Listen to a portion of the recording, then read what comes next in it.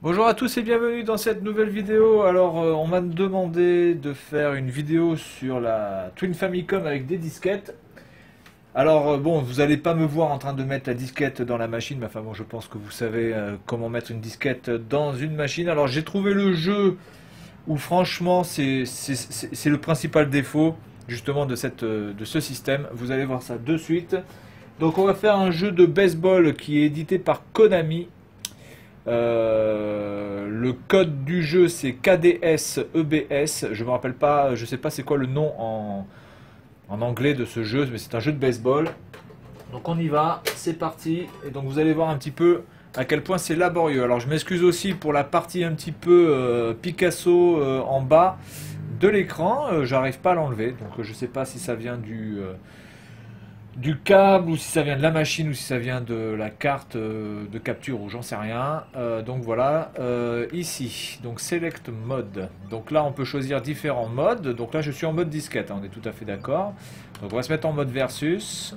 Hop, voilà. Donc là on a premier chargement. Donc, alors là vous allez voir un petit peu le délire de ce truc. Donc premier chargement. Voilà, donc là ils nous disent de mettre sur la face B. Donc je m'exécute. Face B.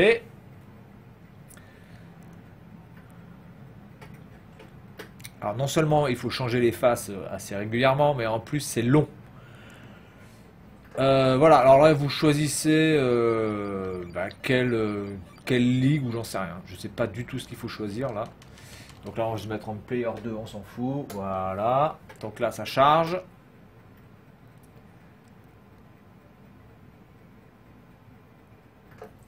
Ils nous disent de nous mettre en mode A. Donc, enfin sur la face A. Donc on rechange. Alors par contre c'est clair que le lecteur devait être d'une qualité exceptionnelle pour accepter alors là voilà. Et là il faut se remettre mais c'est juste ridicule quoi. C'est ridicule au possible. Voilà. Donc c'est clair que le lecteur devait être de très très bonne qualité pour pouvoir accepter de changer autant de fois, d'appuyer autant de fois sur le bouton éjecte de la disquette. Ça je sais pas du tout ce que c'est, donc je vais rester sur non. Là je vais rester sur non aussi. Par contre j'ai mis deux joueurs, je suis un peu con parce que du coup je vais devoir faire le lanceur et le batteur. C'est pas très intelligent de ma part, mais enfin bon c'est pas très grave. Voilà, et tout ça pour vraiment quelque chose de graphique qui graphiquement n'est pas exceptionnel, hein. Faut vraiment, vraiment. Tous les autres jeux que je peux avoir qui m'ont été fournis sont des jeux d'Intello. Donc voilà, donc je vais pas me faire chier à vous les montrer. C'est des Mahjong, c'est des Othello, c'est des voilà. Et donc là on a un jeu de baseball qui, à mon avis, n'est pas trop mal, hein, qui a l'air d'être assez simulation. Bon, allez, balance-moi ta merde, espèce de con. Mais par contre, c'est d'une facilité assez déconcertante de taper sur la balle à chaque fois. Donc, est-ce que je peux bouger? Voilà, je peux bouger encore. Mais et là, il y a ah oui, bah, évidemment que personne va aller chercher puisque évidemment je peux bouger encore. Voilà. Et je vais marquer un point, c'est magnifique. Et je vais marquer même un deuxième point si il veut bien y aller. Voilà. Bref, en tout cas, voilà pour ce jeu. Je vais vous en monter un deuxième parce que sinon la vidéo serait un peu trop courte. Donc on va passer sur un deuxième jeu. Alors c'est un jeu qui apparemment est un jeu de course. En tout cas moi j'ai des stickers de course. C'est bizarre parce que sur ce truc là j'ai marqué Famicom Grand Prix F1 Race. Le code c'est FSC FRGE. Et j'ai un Mario dessus. J'ai un petit dessin de Mario dessus. Mais c'est absolument pas genre un Mario Kart évidemment puisque ça n'existait pas. Donc on est parti.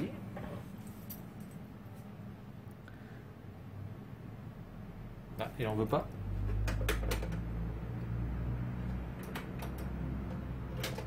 Ah, celui-là il ne veut pas partir. Alors. Ah, voilà. Ok. Alors. Et en plus je crois que c'est absolument pas un jeu de voiture en plus. Il me semble que c'est un jeu de golf en plus. Donc je sais pas si c'est la personne qui s'est chiée dans les étiquettes ou quoi que ce soit, voilà, donc ça n'a rien à voir, c'est un jeu de golf, family machin, golf US course, truc qui n'a rien à voir. On s'en fout, stroke play, un joueur, voilà, donc là il faut changer la face, c'est fabuleux. Bon, après, au-delà de ça, le lecteur n'est pas non plus super bruyant. Par contre, c'est vraiment pas pratique parce que comme le câble en plus est court, il faut toujours. Et là, j'ai Mario dessus. Alors, du coup, voilà, je comprends pas du tout le système. Ah, donc là, il faut aller à droite ou à gauche. Waouh, ça change de côté, c'est super. Du coup, je sais pas du tout où aller. Bon, je vais faire ça. Tac, je bloque là. Et je sais pas du tout où je suis allé. Je ne sais pas du tout où je suis allé. Bref. Qu'est-ce que c'est que ce délire là?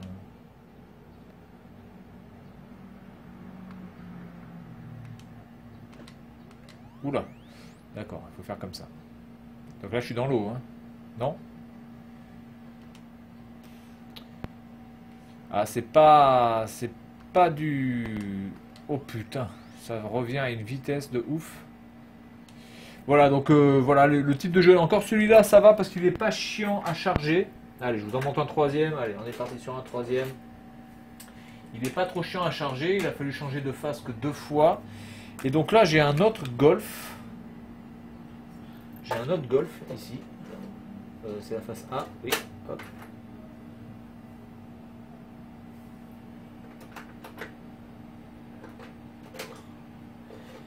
Alors.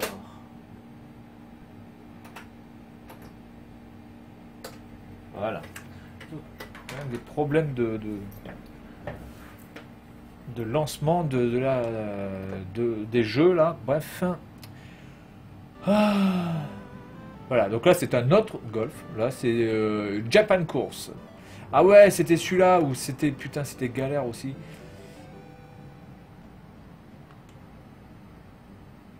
Voilà, donc là il me dit de tourner à la face B. Donc je m'exécute. Je crois que c'est celui-là aussi qui était assez ridicule parce qu'il fallait tourner à chaque fois aussi. Donc j'ai le Golf américain et j'ai le Golf japonais. Enfin, honnêtement, vu les graphismes... Ah bah non, il se lance vite aussi celui-là. Donc on va essayer d'y arriver un petit peu comme ça. Hop, tac. Ah, c'est un peu mieux déjà. Voilà, donc les débuts de Mario Golf. Mais je suis pas sûr que ça soit Mario Golf vraiment. Je sais pas si c'est pas un fake ou un truc dans le genre. Oh là là, c'est trop fort, c'est trop... Oh, je suis pas mal, je suis pas mal. Je suis pas mal. Ah ouais, mais oui, mais si vous me changez pas les clubs aussi, on va pas y arriver. Bon, bref. Voilà, donc vous voyez un petit peu le système voilà, de switch entre la face A et la face B qui est franchement assez gonflante.